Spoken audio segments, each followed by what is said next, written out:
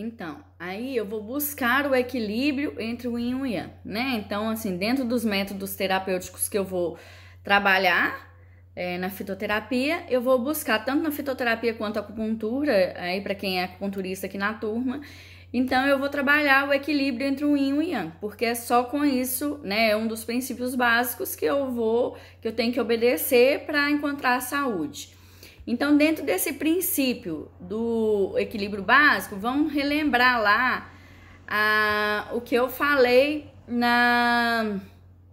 no módulo 2, que é buscar o equilíbrio entre o yin e o yang.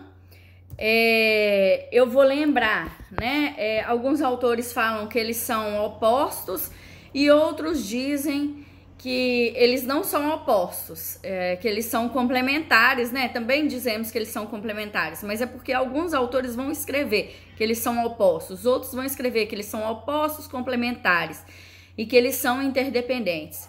Então, isso quer dizer que um vai sustentar o outro. A deficiência de um, mesmo que seja relativa, acarretará a deficiência do outro. Isso está lá no módulo 2, né, gente? Para vocês lembrarem. Então, assim, ó, a deficiência de um. Então, seja a deficiência do yin ou a deficiência do yang, ele vai acarretar a deficiência do próximo, né? Porque os dois, pra gente ter saúde, eles têm que manter o equilíbrio.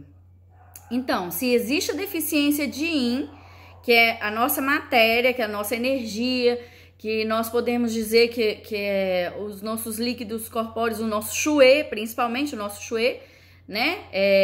Em shui, para quem não é aqui da turma, que não é acupunturista, lembrando que o shui é o nosso sangue, conhecido ocidental, mas ele tem uma parte energética também. Então, na visão da medicina chinesa, tem uma diferenciação, né? Desse shui, matéria que a gente conhece, e desse shui, desse sangue ocidental. Então, a gente vai ter, se a gente tem uma deficiência de yin, né, eventualmente eu vou ter uma deficiência do yang, da parte energética, porque um vai acarretar o outro. Então, mesmo que eu tenha, em princípio, a deficiência de yin, depois eu vou ter a deficiência do yang, e eu vou ter, posteriormente, a deficiência de yin novamente. Então, como que isso funciona na prática? Bom, vou lembrar o exemplo lá. Temos que a deficiência de yang nos rins não está sendo suficiente para sustentar a porção yang dos rins. Então, eu não tenho essa porção energética e ela não está sendo suficiente. Então, eu vou ter, por exemplo, acúmulo de líquido, né, nas pernas, por exemplo, nos membros inferiores. E aí, eu vou usar o princípio de também fortalecer esse yin, porque eu também preciso de matéria para fortalecer minha parte energética. Então, no exemplo prático, eu posso dizer, por exemplo, um lampião ou uma lamparina, né? Em que eu vou acender. Para eu acender e ter luminosidade suficiente, o que eu preciso fazer?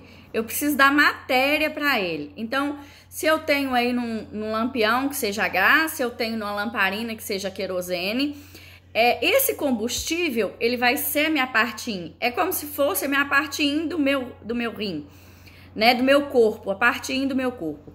Então, qual que é a parte energética? Vai ser a luz, né? Então, se eu não der, se eu tenho uma baixa luz e eu preciso aumentar essa luz, o que eu vou fazer? Eu vou colocar mais combustível, porque tanto a minha lamparina quanto o meu lampião, ele estiver acabando a minha energia, a minha luz vai ficar fraca. Então, o que eu vou fazer?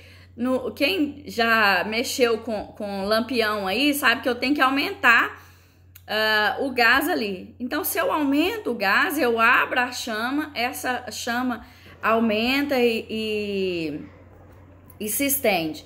Então, essa vai ser a minha porção yang dentro desse lampião, né? Então, vai ser a minha luz, né? Então, isso, eu preciso de aumentar a minha luz, mas o que eu dei? Eu dei matéria para ele poder trabalhar, né?